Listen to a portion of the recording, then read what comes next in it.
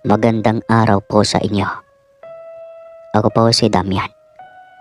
Matandang binata, pero may anak na mahiwaga.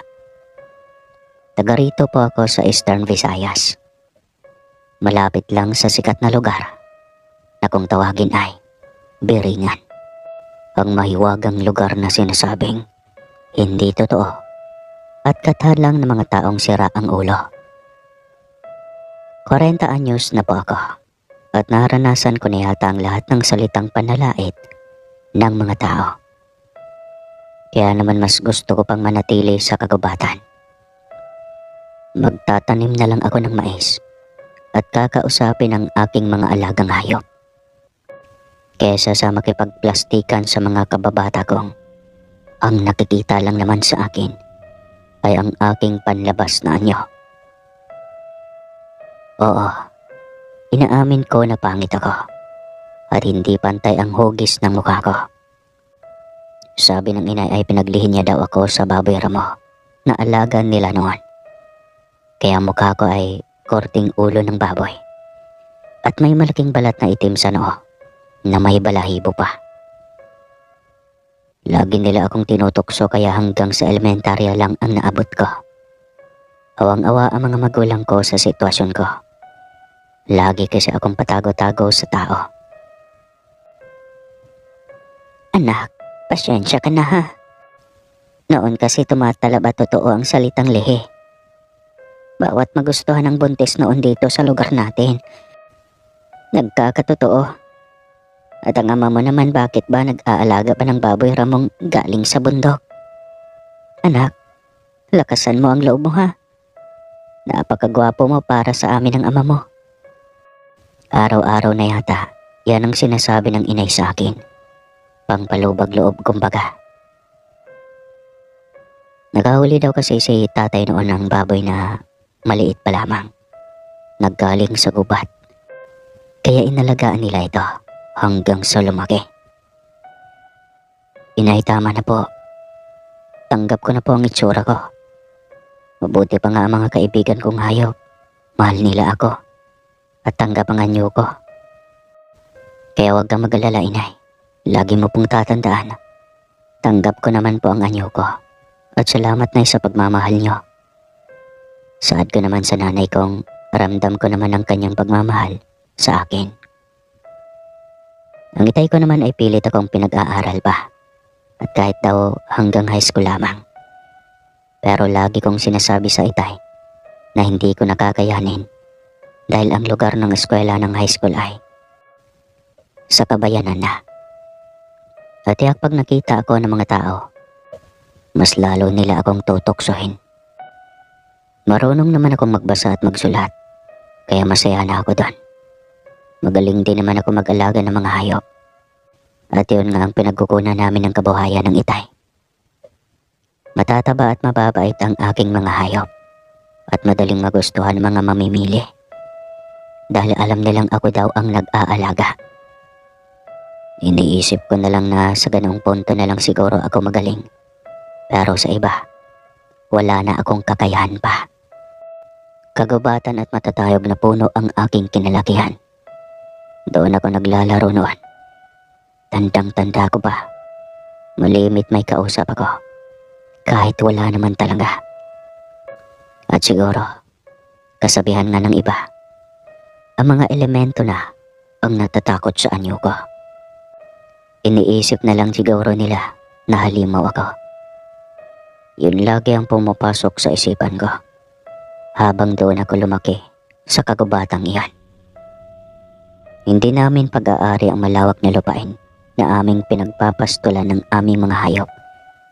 Ang gobyerno ang may-ari nito. Pero kilala ko ang mga taga-DENR. Kasi parang tagabantay na daw ako ng kagubatan. Binibiro ko nga na sana wag silang matakot sa akin at wag nilang ipamalita na endangered species na ako. At natatawa naman sila sa akin. Taon-taon ay may naglilibot na taga-DENR sa bundok. Binabandayan kasi nila ang mga mamahaling puno. Kasi marami dito ang ganong puno. Yung ba mga illegal na puputulin. Kaya kailangan nilang bantayan kung may nagpuputol ng mga punong ilang taon na. Ang tagal sa kabundukan. Pero sa mga nararating ko naman, ay walang makapaglakas ng loob makapagputol. Tinatakot ko kasi sila. At pag nakita nila ako, nagtatakbuhan na ang mga magpuputol ng punong kahoy. Natatawa na lang ako at sinasabi kong kahit na hindi ako manalamin, siguro nga nakakatakot ang anyo ko at doon na umiikot ang buhay ko. Hanggang sa lumipas ang ilang mga taon, ang dalawa ko namang kapatid na babae ay may pamilya na. Gitna kasi ako at ang bunso naming kapatid ay babae ay pamilyado na rin. Masaya na ako para sa kanila dahil sa kabayanan sila naninirahan habang kami ng itay at inay sa bukid lamang. Siguro gustuhin man ng inay at itay na tumira sa kabayanan kasama ang aking mga kapatid ay hindi naman nila pwedeng gawin dahil ayaw nila akong iwanan dito sa bukid. Pag-aari na namin ang maliit na lupaing ito. Bayad ito sa aking mga ninuno nang inaalagaan nilang lupain ng gobyerno. Matagal ding panahon iyon. Tanging mga pastulan lamang ang hindi binigay sa amin. At kahit papano, natataniman naman ng itay ng mga saging at gulay. At minsan, dinadala niya sa bayan at ang kapalit ay bigas. Napakasimple ng aming pamumuhay. Pero nang tumating sa aking buhay ang isang misteryo, doon na nagbago ang lahat at dito ko nakilala ang aking sarili na hindi pala lahat ng nilalang ng Diyos ay takot sa akin. Tandang-tanda ko pa lahat. 25 na ako noon. At hindi na ako bata para gumawa ng maling kwento. Umaga noon. At isa-isa kong itinatali ang mga hayop ko sa malawak na parang na may makakapal na damo. Paganda-ganda pa ko noon. At kay ganda ng kapaligiran dahil sa sinag ng araw. Kay bango ng amoy ng simoy ng hangin. At para sa akin, paraiso ang lugar na iyon. Sa tulad kong halimaw ang anyo para sa kapwa ko tao. Nagkataon naman ang mga oras na yon, ang aking biserong kabayo ay nagtatatakbo patungo sa ilog na hindi naman kalayuan sa pwesto ko. Kaya nagtatatakbo na din ako para sundan ang malikot kong alagang kabayo. Mahirap nang makawala ito. At 10,000 na ang halaga noon at pambili namin ang bubong ng bahay namin ang mapapagbilhan ng bisero ko. Dahil pag may bagyo, nababasa na kami. Kaya nakaabang na ang bisero ko para doon. At may bayar na rin ang kumpare ng itay. Hanggang mapatigil ako sa pagtagbo dahil nakakita ako ng isang kubo sa ilalim ng malaking puno ng akasya na hindi ko namamalayang may dayo na pala sa lugar na iyon na pag-aari ng gobyerno. Maganda kasi ang lugar dahil malapit sa ilog. Magtanim ka lang ng saging at kamote, mabubuhay ka na kung masipag ka. Pero kung hindi at tamad ka, mamamatay ka sa gutom sa kabundukang iyon. Dahan-dahan akong lumapit at sinilip ang loob ng bahay kubo kung may tao. Nag-aalala kasi ako baka makita ako ng nakatira doon at matakot ito. Walang nakibo sa loob ng kubo. Kaya naman iniisip ko, baka pahingahan lang ng mga naglalagay ng pain o tain sa ilog na iyon. Ilang araw kong minamanmanan ng kubo, pero wala talaga akong makitang tao. Inalas ko na lang sa aking isipan ng kubo at ang iniisip ko na lang, baka nga pahingahan lang iyon. At marami na talagang dayo sa kabundukan. Ayaw kong makialam dahil ang karamihan sa kanila ay taong labas. Nakakatakot. Baka mamaya ay madamay pa kami. Pati ang inay at itay ko. Patuloy lang ang buhay ko sa araw-araw. Magpapastol ako ng aking mga hayupan na dumarami na rin. At nagbenta na rin ng biserong kabayo. May konti na akong ipon at may ipagbibili na naman ako. At magagawa na namin ng itay ang aming bubungan. Nawala na pansamantala sa isipan ko ang kubo sa may tabing ilog. At hindi ko naman laging nadadaanan ang lugar na iyon. Hanggang sa isang umaga, nagpapainom ako ng mga kalabaw at baga. Nang bigla akong napahinto sa paglalakad. Naging aktibo kasi ang aking mga alagang hayop. At para bang may nakikita silang hindi ko nakikita. Kailangan kong maitali sa mga puno ang mga ito. Hindi ko kakayanin ang kanilang lakas kapag tumakbo. At ang matapos kong itali ang mga ito, nilibot ko ng tingin ang buong paligid ng ilog. Wala naman akong nakitang kakaiba. Pero alam kong may kinakatakutan sila. Hanggang isang babaeng mahaba ang buhok ang umahon sa ilog at naglakad papalayo. Muling natakot ang aking mga alagang hayop at nagtaka ko. Hindi ako pwedeng magkamali. Ang babaeng mahaba ang buhok ang kanilang kinakatakutan. Pero kitang-kita ko itong umahon at simpleng naglalakad. Hindi ko na alam kung saan ito lumusot kasi biglaan na lang nawala sa paningin ko ang babae. At naging kalmado muli ang aking mga alagang hayop at talagang pinagtakan ko ang pangyayaring iyon. Kaya naman tuwing umaga ay nag-iingat na ako. Baka makatakbo ang aking mga alagang hayop. Mahirapan ako nitong matagpuan. Sayang ang pera pag sila'y nakawala. Kaya lagi akong alisto at oras na magwala muli ang mga ito. Agad akong naghahanap ng puno at itatali ko. Mahirap makawala sa kamay ko ang mga kabayo kong 15,000 na ang halaga. At hindi ko ito kakayanin. Pero ilang araw ang lumipas. Wala namang nangyaring ganon. Muling umayos ang mga alaga ko at kalmado na muli sila.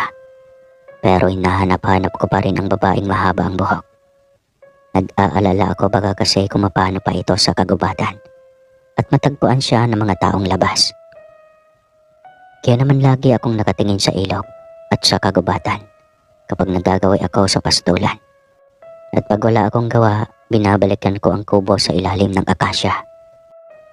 May napansin na rin ako sa kubo na parabang may mga damit na nakasampay sa likurang bahagi nito. Kaya sinabi kong tiyak na bumalik ang may-ari ng kubo. Pero ang pinagtakan ko na lamang, damit pambabae ang nakasampay sa likurang bahagi ng kubo.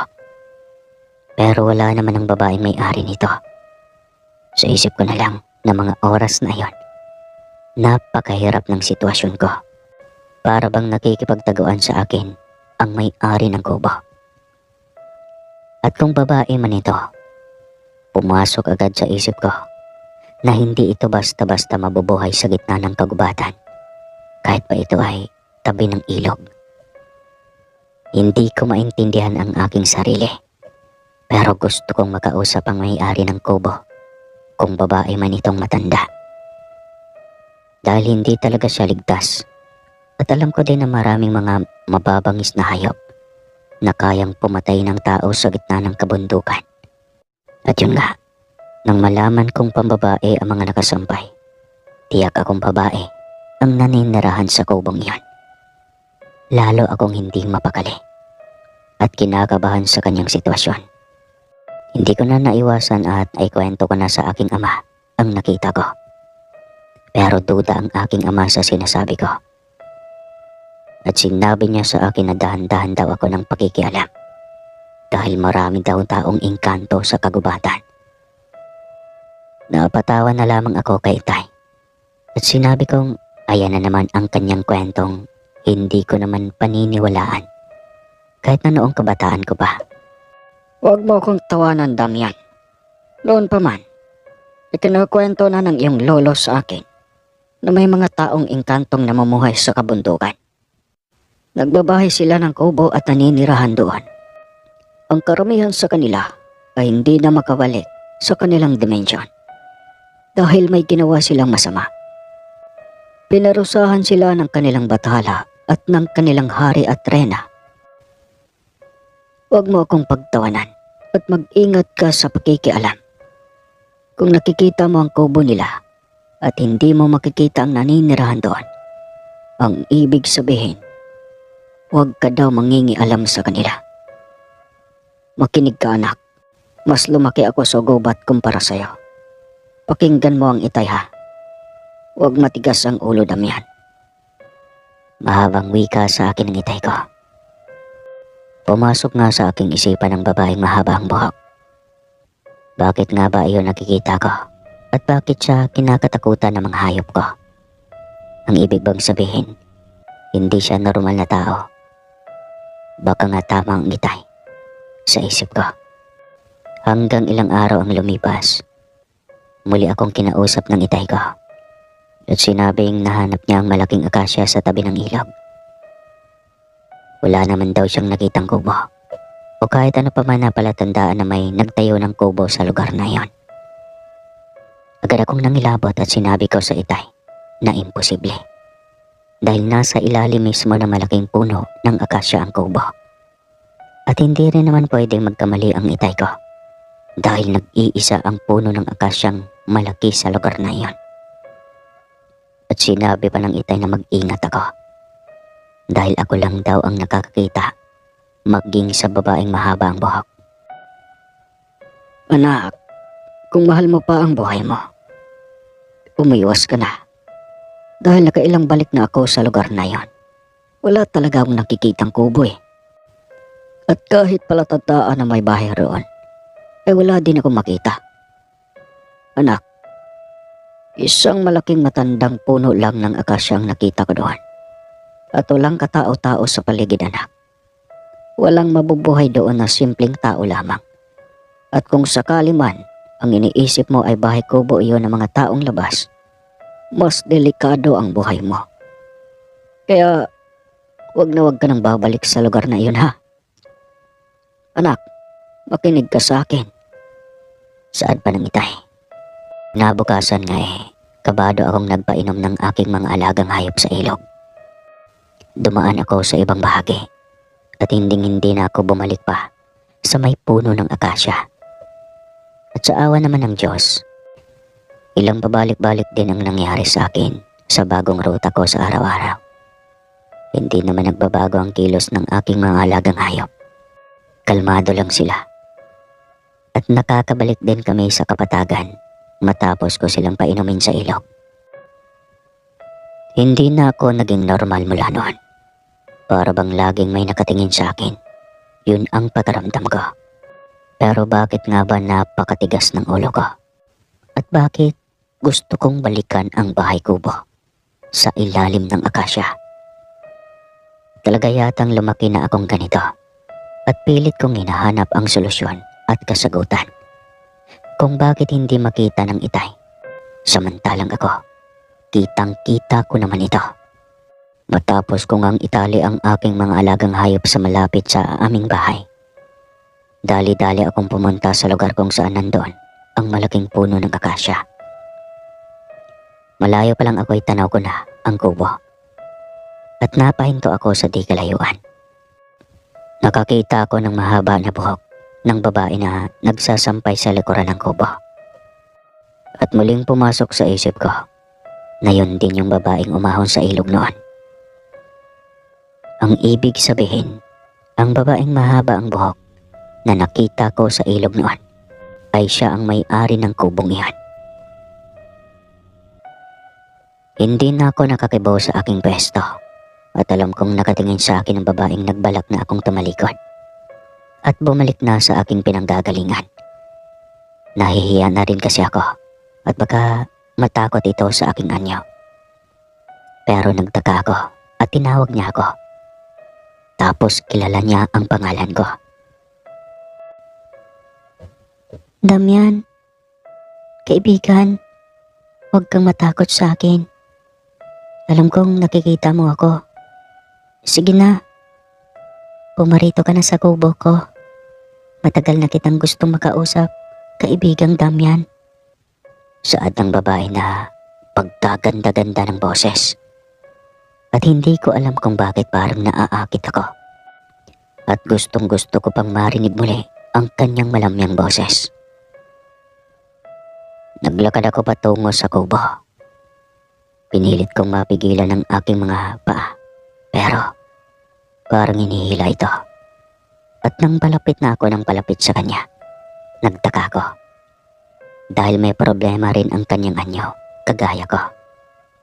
May malaki ring balat ng itim sa mukha nito at may balahibo rin, kagaya ng nasa mukha ko. Para bang iisa kami ng anyo. Iniisip ko na lang na baka sa paningin ko lang iyan. Pero nang lapitan ko na siya'y tama ang aking hinala. Pareho kaming may malaking balat na itim sa mukha. Agad pumasok sa isip ko baka pinaglihirin siya sa baboy ramo. Halos ako'y mautal sa pagtatanong sa kanya kung bakit siya naninirahan doon ng solo. Delikado ang lugar. Yun lagi ang punto ko sa kanya. Nahihiya ako magtanong tungkol sa kanyang balat sa mukha. Kaibigan, bakit ka nandito sa lugar na ito? Mag-isa ka ba? Delikado dito, lalo at babae ka. Kailan ka ba naninirahan dito? At bakit sabi ng aking ama, hindi naman daw niya nakikita ang bahay mo? Pero ako, kitang-kita ko na nandito ka sa ilalim ng malaking puno ng akasya. Ano ba talaga ang totoo? At sino ka? Tanong ko sa babae na medyo kinakabahan pa. Nahalata sa aking boses. Damian, nababasa ko ang iyong isipan. Nakakatuwa ka naman. Kahit alam mo ang kasagutan, pilit mo pa rin tinatanong sa akin. Ako si Haraya. Isang diwata o engkantada na isinumpa at nabubuhay bilang taong engkanto dito sa kabundukan. Pinilit kitang makita ako dahil iisa ang anyo natin. Ang baboy ramo ang dahilan kaya tayo ay may anyong kakaiba. Iisa tayo ng kapalaran, kaibigang Damian. Oo nga, nababasa mo ang isipan ko. Tama ngang nasa isipan ko ay taong engkanto ka. At tama din. Iisa tayo ng anyo. Yan ang nasa isipan ko. Diyos ko, nakakatakot naman. Bakit kita nakikita? Relax ka lang, kaibigang Damian. Mahiwaga ang mundo nating ginagalawan. Kung iisipin mo ito, baka masiraan ka lang ng ulo. Kagaya mo, tinanggap mo na lang ang kapalaran mo. At ako naman, ang ika-100 kabilugan ng buwan, mawawala na ang sumpa ko. Ano ba kasi ang ginawa mo? Bakit ka nagkaganyan, kaibigang Haraya? Pwede ko bang malaman? Kagaya mo, kaibigang Damian, kami ay simpleng pamilya ng mga elemento lamang na naninirahan dito sa kabundukan ninyo. Bata pa ako noon, edad 10 lamang sa edad ng tao. Pero sa mundo namin 1,000 taon na iyon. Habang ako'y nalilibang sa ilog, isang pamilya ng baboy ramo ang nakawala.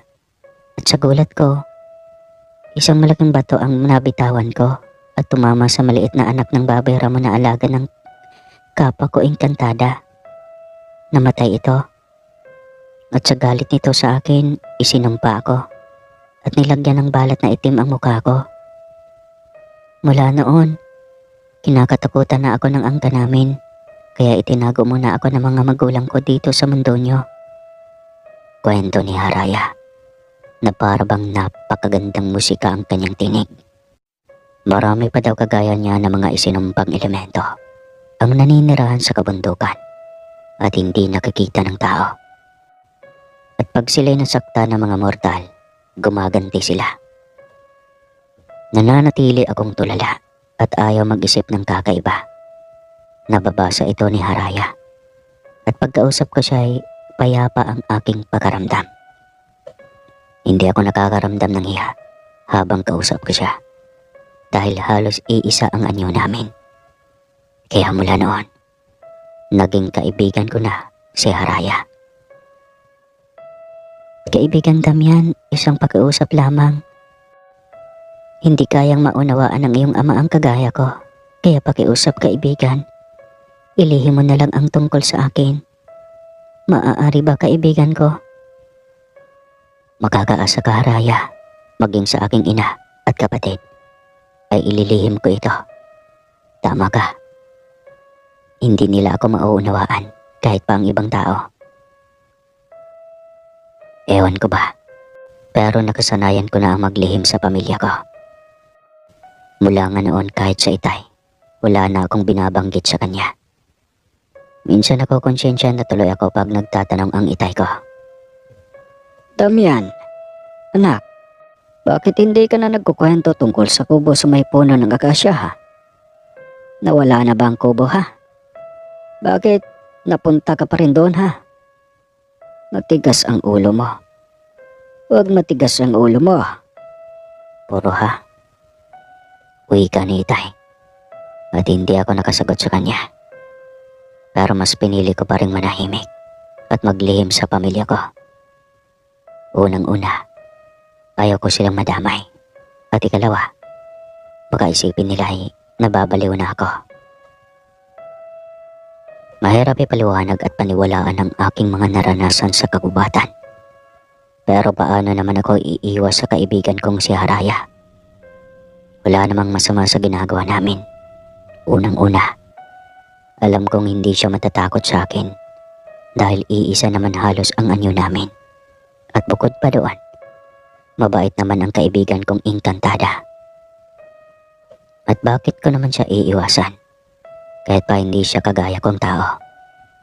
Pero paano ko nga ba ipapaliwanag sa sarili ko na nakikita ko siya pati ang kubo nito? At habang tumatagal, lahat ng imposible ay pinapaniwalaan ko na. Hanggang sa tuluyan ng buksan ni Haraya ang aking ikatlong mata upang maiwasan ko daw ang mga elemento sa aking nadadaanan sa kagubatan. Sinabi niya sa akin na mas mabuti na daw na bukas ang aking ikatlong mata upang makaiwas ako sa panganib.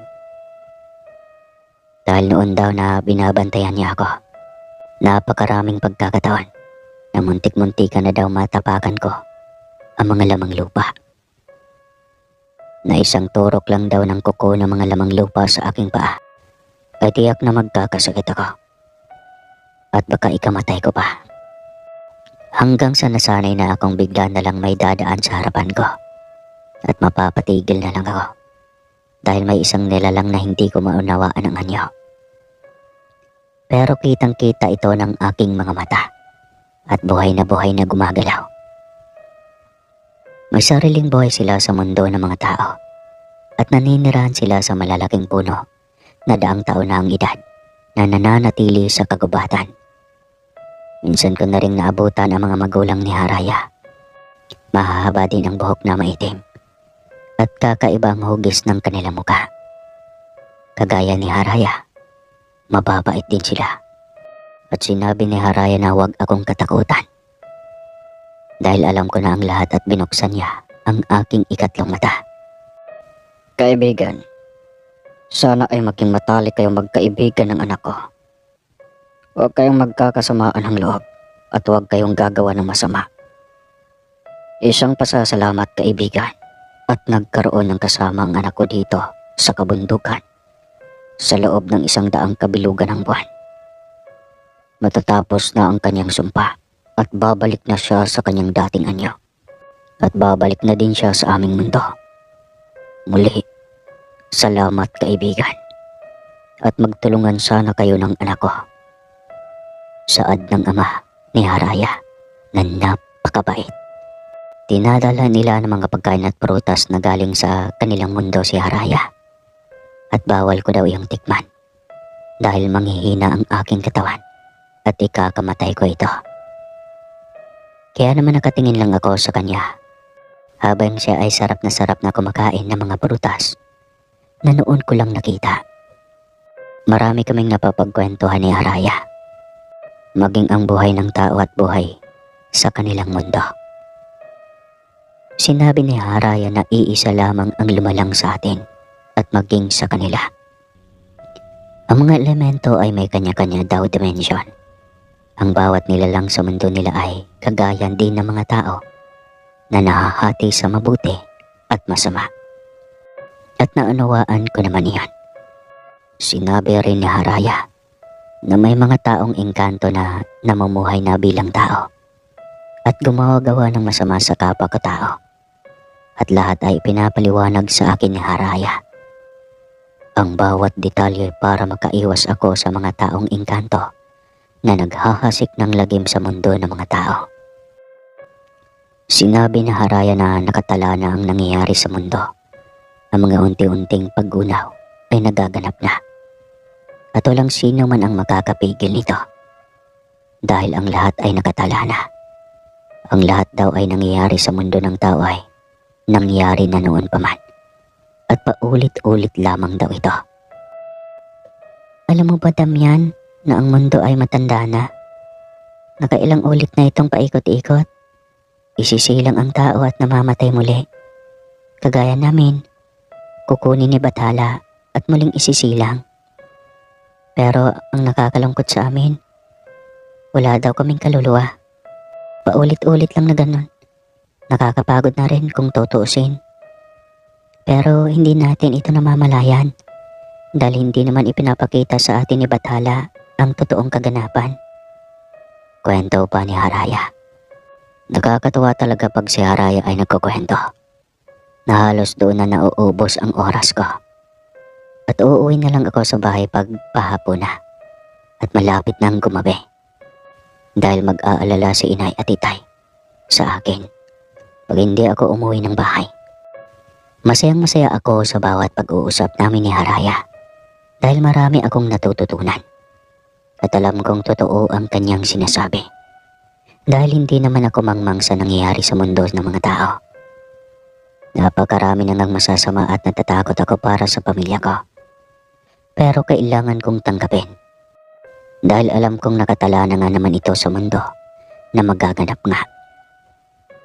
Saad nga ni Haraya, dapat hindi laging ang isipin ay kasiyahan lamang. Paminsan-minsan ay isipin din natin na baka nga malapit nang magunaw ang mundo at babalik tayo sa kawalan. Hanggang sa lumalim na nga ang samahan namin ni Haraya. Tinuruan na rin niya ako kung paano mag-alaga ng mga hayop at paano umamo sa akin ang aking mga inaalagaang matatapang na kalabaw at kabayo.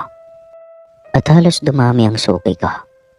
Dahil lahat daw ng binibili nilang hayop sa akin ay talaga namang sumusunod sa kanila at malalakas daw at saka matitibay ang katawan. Dahil nga doon ay nakilala ako sa aming barangay hanggang sa kabilang bayan. May dumadayo ng pagbili sa akin ng mga ginagamit nilang hayop sa kanilang bukirin. Masayang masaya ang itay. Hindi naman ito nagdududa sa akin. Dahil simulat sa pagkabata ko ay marunong na nga akong mag-alaga ng hayop. At may ilang mga negosyante na rin na nakatira sa kabayanan namin na bibilhin ang mga hayop ko. At ako na rin ang pinagpapaalaga hanggang sa dumami. At dahil nga ipanagkakatiwala sa akin ang DENR ang malawak na kagubatan na malapit sa ilog, doon na dumami ang aking mga hayop. At nagsimula na akong pagplanuhan at lapitan ng mga taong labas upang kunan ng donasyon. Usong-uso din noon ang mga tulisan sa amin na nagnanakaw ng mga hayop. Alam yan ng mga taga-Samar na uso noon ang nakawa ng mga alagang hayop. Minsan ba nga ay kinakatay sa bundok, kinukuhanan ng hita. Yung bang bandang huling paa ng mga baka, yung malaman. Yun kadalasan kinukuha, naluka naman ang tawag sa amin. At dito na nagsimulang matakot ang aking ama't ina. At inaakit na nila ako manirahan sa kabayanan. Dahil hindi na daw ligtas ang aking mga hayop sa kagubatan. Ang sabi ng aking itay, isauli ko na raw ang mga malalaking kalabaw at kabayo na mamahalin sa mga tunay na may-ari. Dahil baka daw ito ay mawala at ako pa ang magbabayad.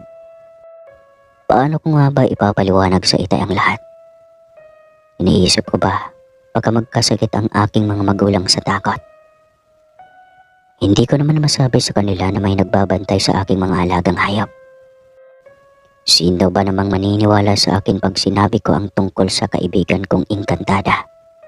Sinabi ko kay Haraya na baka pwede niya akong tulungan at gagawa namin ng paraan ng mga taong labas na kumukuha na lang ng mga hayop sa kabilang barangay. May nakapagbigay kasi sa akin ng balita na kilala na daw ako ng mga leader ng taong labas at malapit na daw akong kunan ng donasyon. Kailangan ko daw magbayad sa kanila ng tax para sa kanilang organisasyon. Sinabi naman ni Haraya na wag daw akong mag-isip ng kung ano paman dahil siya na ang bahala. Pero ang aking inay at itay, araw-araw na nag-aalala sa kalagayan ko. At sinabi nilang halos hindi na sila makatulog oras na lumabas ako ng bahay. Sinabi ko na lang sa kanila na hindi naman nakakarating sa aming lugar ang mga taong labas. Dahil alam nilang malapit lang kami sa detachment ng mga militar sa dulong bahagi ng kabundukan. At dahil nga dumarami na ang aking mga alagang hayop at nakikilala na rin ako sa lugar, lalong nag-iisip ang aking ina. Hanggang sa ito'y magkasakit na at nai-stress daw ito, lalo na't hindi ako nakikita. Kaya naman sinabi ko sa aking dalawang kapatid na hayaan mo nang magbakasyon ang aming ina sa kabayanan. At kami na lang muna ng itay ang matitira sa bukid. Sa pagkakataong iyan, muli akong tinulungan ng aking kaibigang si Haraya. Kaibigang Damian, sasama ako sa iyo pauwi ng inyong tahanan. Lalapitan ko ang iyong ina at hindi nila ako makikita. Ikaw lamang ang makakakita sa akin. Meron akong ibubulong sa kanyang tenga upang maalis ang kanyang stress at depresyon. Alam ko ang mga sakit na iyan, kaibigang Damian. Kahit kami mga elemento, mas advance ang aming kaalaman kumpara sa tao. Kaya huwag kang mag-alala. Ako nang bahala sa iyong ina. At nang araw ngang iyon, sumama sa akin si Haraya pauwi ng bahay at kinamot niya ang aking ina. Maging ang aking ama ay kanya ring nilapitan at binulungan na para bang nakalimot sila sa lahat ng problema. Hindi na alam ng inay ang tungkol sa taong labas at hindi na ito nakaramdam ng takot para sa akin. Ang aking ama naman ay lumakas pa ang katawan at ang kanya mga halaman ay umabong pa. Maging ang aming sagingan ay madami ang ibinunga. Tuwang-tuwa ang itay at nalimutan na rin ang tungkol sa mga taong labas. Masayang-masaya kami ni Haraya habang nakatingin sa aking mga magulang. At sinabi pa ni Haraya na hanggat kami magkaibigan at hanggat siya'y nandito sa mundo ng mga tao, ay ako'y kanyang tutulungan. Napapaisip tuloy ako sa aking sarili. Paano ko kaya ipapaliwanag sa kapwa ko na may kaibigan akong engkanto? At paano ko paniniwalain ang aking mga magulang na may tumulong sa akin sa kagubatan? At hindi na ako pwedeng umalis pa sa lugar na yon. Kailangan ko pa rin magpakatatag kahit pa sabihin na nalimutan na ng magulang ko ang problema sa mga taong labas. Alam ko na nasa paligid lang sila at pilit na inililigaw ni Haraya. Marami na daw nagtangka pero hindi makuha ng mga taong labas ang patungo sa lugar ng aking pinagtatalian at pinagpapastulan ng aking mga alagang hayop. Alam mo kaibigan, marami sila at sa gabi sila lumalakad. Mabuti na lamang at naibalong sa akin ang ilang kaibigan kong elemento dito sa lugar na ito at naagapan ko sila. Alam na nila ang tungkol sa iyo at alam nilang marami kang hayop. Pwede nilang kunin iyan. At kung ika'y manlalaban, baka barilin ka nila. Pero hindi tayo hantong sa ganun kaibigang Damian. Hanggat ako'y nandito, lagi akong nasa tabi mo. Tandaan mo iyan kaibigang Damian. Saad ni Haraya at tago sa aking dibdib ang aking pagpapasalamat sa kanya. Dahil lagi niya akong inililigtas sa kapahamakan. At dumaan pa ang mga araw. Tinanong ko si Haraya kung nakakailang kabilugan na siya ng buwan. At sinabi niya sa akin na wala pang mga 70 na kabilugan ng buwan ang dumaraan. Kaya naman mananatili pa daw siya sa mundo ng mga mortal. Sinabi pa sa akin ni Haraya na sa bawat dasal niya sa kanyang bathala, isinasama niya ako sa kanyang dasal. At pipilitin daw niya na maalis din ang balat sa mukha ko. Gusto din niyang maglaho ito sa mukha ko, ang balat na itim sa oras na mawala rin yung sumpa sa kanyang mukha. At sa ika-100 kabilugan ng buwan, alam daw niya na magaganap iyon. Pero pinipigilan ko si Haraya. Sinabi ko sa kanya na baka magtaka ang mga magulang ko at ibang tao. Dahil nakilala ako ng aking mga kabarangay sa anyo kong ito. Sinabi kong masaya na ako at hindi ko naman hangad na mabago pa ang anyo ko. Sinabi niya sa akin na kung saan daw ako masaya ay susuportahan niya ako. Salamat kaibigang Haraya. Gusto ko man ang iyong inaalok sa aking tulong. Pero hindi pwedeng mangyari. Dahil na rin sa pag nawala ang balat ko sa mukha. Baka hindi na ako makita at makilala ng mga tao. Ang aking hiling ay ikaw sana. Ikaw ay makabalik na sa inyong mundo. At matapos ng sumpa, hindi kita malilimutan, kaibigan. At sana, hanggat ako'y nabubuhay, balikan mo ako dito sa mundo ng mga tao. Saad ko pa kay Haraya. Nangako siya sa akin na kahit matapos ang sumpa, babalik at babalik siya. At hindi niya malilimutan ang kubo sa ilalim ng malaking puno ng akasya. Doon daw ang palatandaan namin. At doon nagmumula at matatapos ang aming pagkakaibigan. Dahil oras daw na ako'y kunin na ng Diyos Ama, hindi na daw niya ako makikita pang muli. Sila daw ay walang kamatayan kapag hindi sila pinupugutan. Sa mga susunod ko pong babanggitin, ay makinig kayong mabuti. Dahil isa ito sa revelasyon ng aking kaibigan. At mamangha kayo sa kanyang sasabihin. Sila daw ay walang kamatayan talaga at walang katapusan ang buhay. Paulit-ulit lang daw na umiikot ang buhay nila dahil sa kanilang batala. Subalit may ilan daw sa kanila na namamatay dahil sa kagagawa ng tao.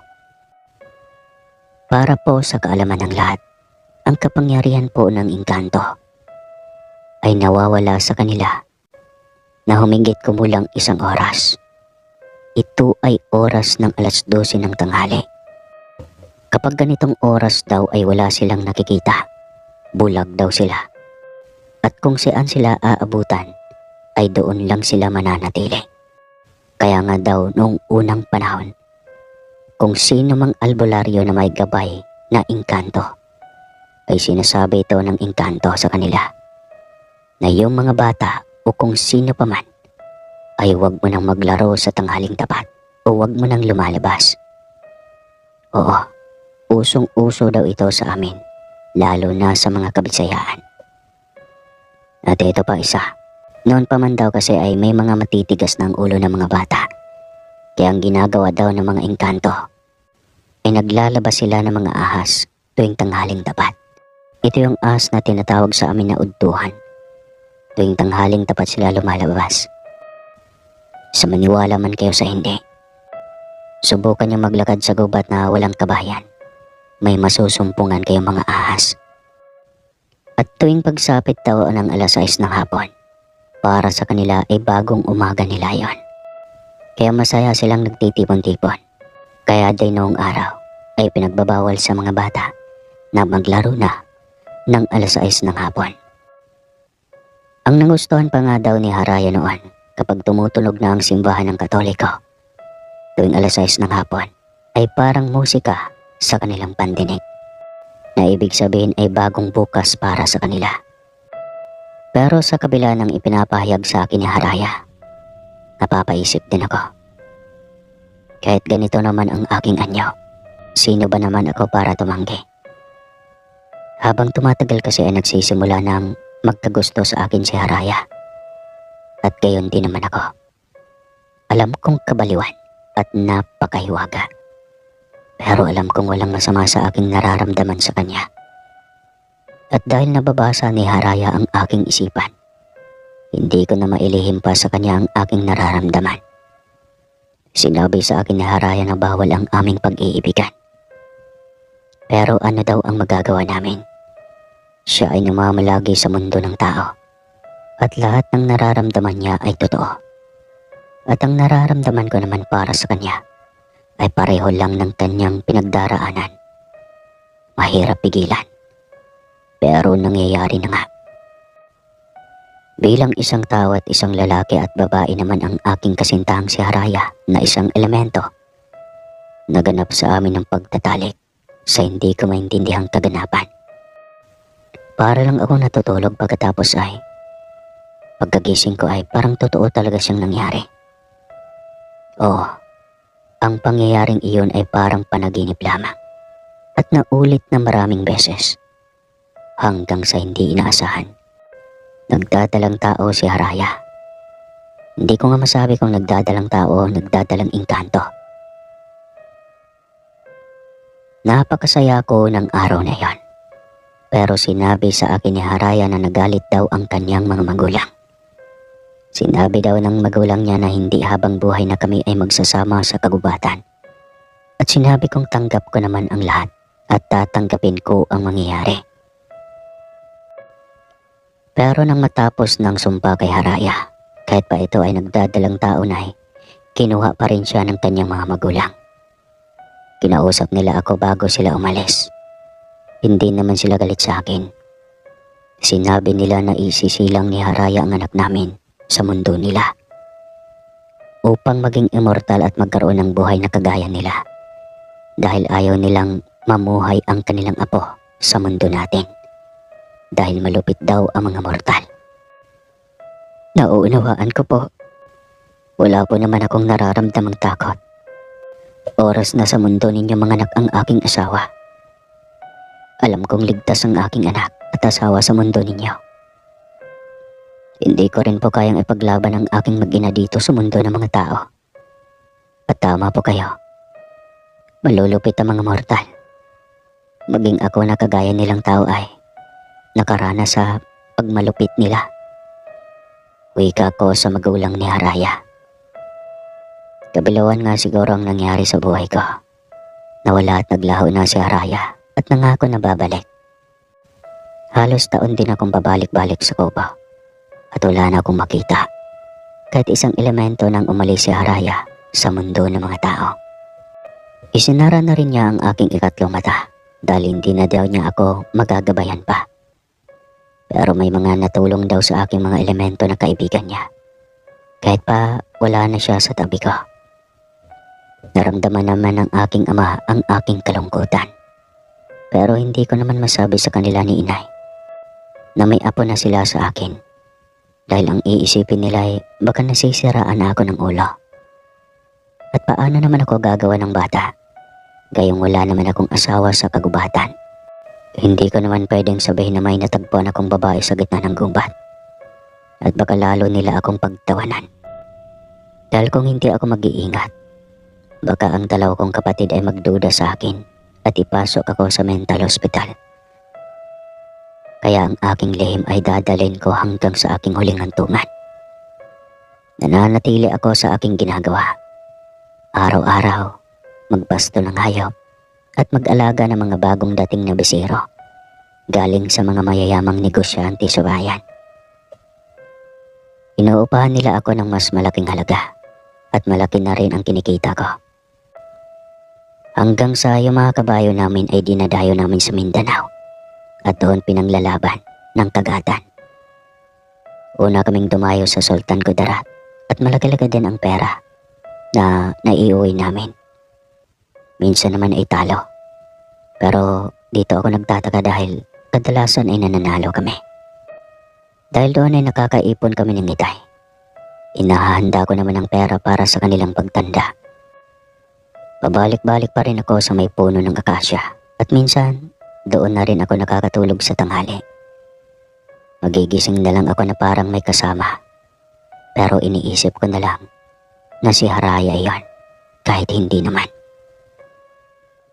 Grabe nalungkot ako dahil hindi ko na sila nakikita. Sarado na kasi ang ikatlo kong mata. Hindi ko naman alam kung paano ito buksan. Basta't ang iniisip ko, nasa tabi ko lang si Haraya. Masakit man ang nangyari sa buhay ko at siguro nga isang panaginip lamang ang lahat ng iyon. Ilang taon na ang dumaan pero wala nang Harayang bumalik sa Kubo. At ang masakit pa nito, dahang-dahang nasisira ang bahay Kubo ni Haraya. Pinipilit ko naman itong ayusin pero nagtataka ako. Dahil lalong nasisira pag pinapakialaman ko ang bawat hibla ng kawayan sa Kubo ni Haraya. Napaluha na lang ako at sinabi kong siguro nga, kabaliwan lang o panaginip lang ang nangyari sa akin. Dala lang siguro iyon ang aking pagkainip sa buhay dahil nananatili akong solo. Lumuluha ako sa araw-araw pag nakikita ko ang puno ng akasya. Inaalala kong pilit na may anak ako kay Haraya. Pero paano nga ba kung kabaliwan lang iyon at isang panaginip lang ang lahat? At pinaglalaroan lang ako ng mga elemento sa lugar na iyon. Pero papaano ko rin ipapaliwanag ang totoong nangyayari sa buhay ko? Ang aking karanasan na nahawakan ko ang asawa ko at nakita ko ang paglaki ng kanyang tiyan. Paano ko rin naman ipapaliwanag sa lahat? Dahil ang alam ko, isang hiwaga lang ito at isang panaginip lamang. At iyon ang dapat kong paniwalaan. Sa palagay niyo ba, panaginip lang o totoong nangyari? Comment down below. Sa ngayon po ay papunta na ako sa pagtanda. Magkakaedad na rin at nananatili akong nangangarap na makita ko muli si Haraya at kasama ang aking anak. Wala na rin ang kubo ni Haraya. Tuluyan na itong nagapok. At para itong naging isang abong saksi ang mataas na punong akasya sa aming pag-iibigan ni Haraya. Saksi maging ang buwan sa aming paghihiwalay. Natatanda na ngayon ang aking ama't ina at hindi na makakapunta pa sa bukid ang aking ama. Ang aking ina naman, pag nagkakasakit, umuwi na ito sa bayan sa mga kapatid ko at hirap nang bumalik pa sa bukid. Kailangan kong tanggapin ang katotohanan na may hangganan ang buhay ng tao at ako man ay kukunin na rin. Alam kong malapit na.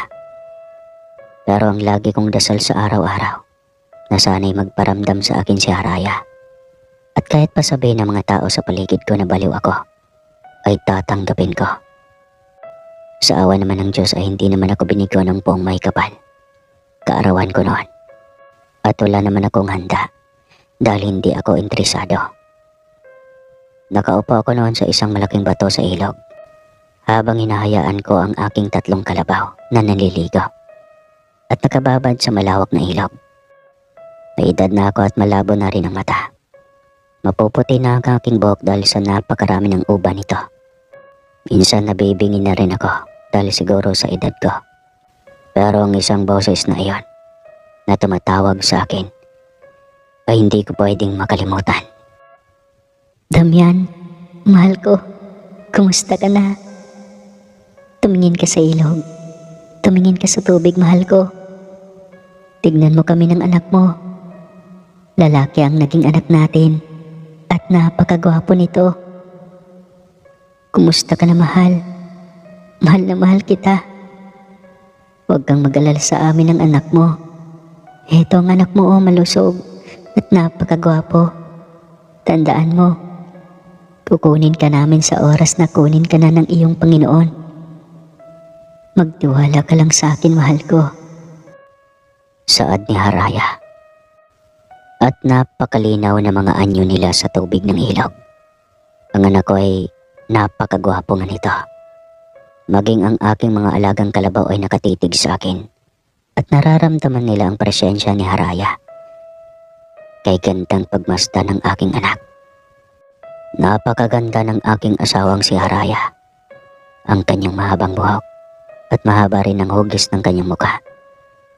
Napakaganda niya para sa aking mga mata. Wala na ang sumpa sa kanyang mukha. Kaya kitang-kita ko ang kanyang anyo na parang Diyosa. Luha lang ang aking naisagot sa kanila. Gustuhin ko man silang hawakan ay hindi naman maaari.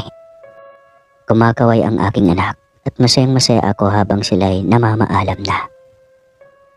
At pinaghalong luha at ngiti at tumahalakhak din ako sa saya. At pag naaalala ko ang mukha nila, iniisip ko ang mag-ina ko.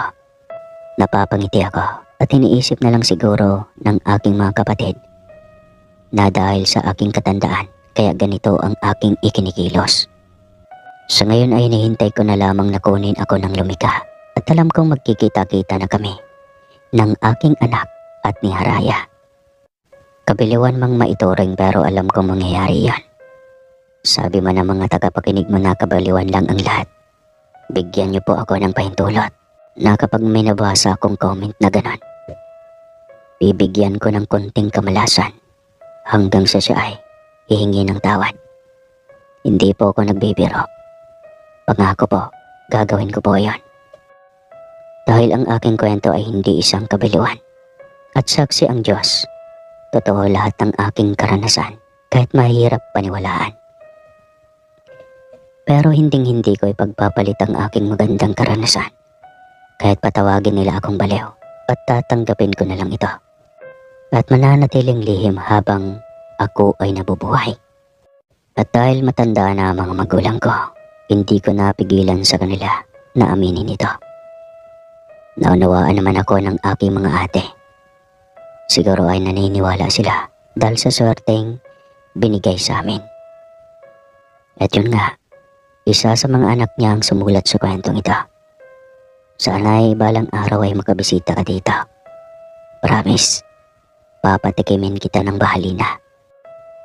Hanggang dito na lang po. Maraming salamat sa lahat ng nakikinig ngayon. Damian ng Eastern Visayas.